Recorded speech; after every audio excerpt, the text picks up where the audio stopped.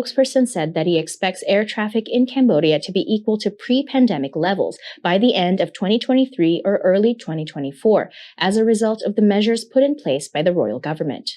Darshana Gauchan, EAC News. You're watching EAC News. Thanks for joining us.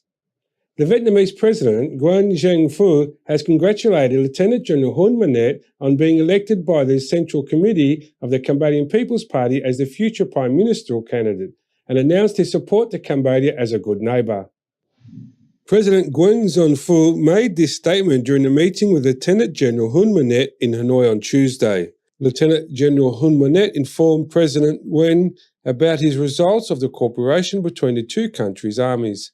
At the same time, he also asked the Vietnamese president to support the main direction of the cooperation of the army level and agreed to continue maintaining solidarity, friendship, trust and cooperation to work more closely in building and protecting both countries, by ensuring a peaceful border and common development for all.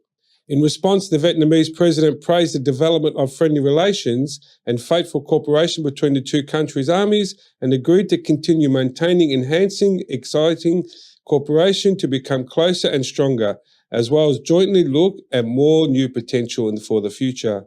He also praised the state of development of Cambodia, especially in the country's economic growth, which has gone beyond expectations in the first 6 months of this year, even despite being affected by the COVID-19 pandemic. Vietnam also continues to support Cambodia as a good neighbour. President Nguyen also expressed his congratulations and support to Lieutenant General Hun Manet, who was elected the 43rd Central Committee of the CPP as the candidate for the future role of the Prime Minister and wished Cambodia's 2023 national elections to be a success. Cambodia and Vietnam have established diplomatic relations for the past 55 years. After helping Cambodia become liberated from the Khmer Rouge regime, the two countries become friends, relatives and good neighbours.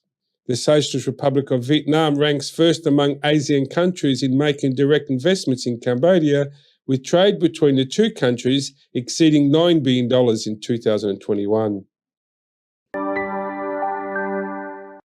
You're watching EAC News. Thanks for joining us. The first round of the Global IT Challenge for the Youth with Disabilities will be held from the 10th and 11th of August 2022. About 350 young people who pass through the preliminary round will then undergo an additional 3 months of training and then compete in the first round on the 15th and 16th of November. EAC News reporter Darshana Gauchan has the story. The finals will be held at the Glad Hotel in Yeouido, South Korea. Cambodia has sent 4 youths with disabilities to participate in this competition. The executive director of LG Electronics, Dae-Sik Yoon, remarked that the long-lasting COVID-19 pandemic rather becomes an opportunity to realize the importance of accessibility to information using IT. I hope that this event becomes an opportunity for youth with disabilities around the world to realize their dreams and passions and share friendships under difficulties. LG Electronics will continue to fulfill its corporate social responsibilities so that any youth with disability can communicate with the world equally and conveniently using IT. According to chairman of the GITC Organizing Committee, In-Kyu Kim, it turned out to be the case through experience of the past 2 years that youth with disabilities are excluded and receive unfair treatment more frequently in the non-face-to-face era.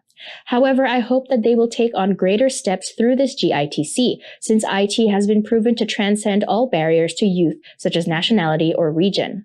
He continued by adding, "We will give our best to make relevant preparations so that our event can become an IT event approved by the international community by reinforcing its standardization and fairness, such as a way to operate games or the event operation regulations and the automatic scoring system."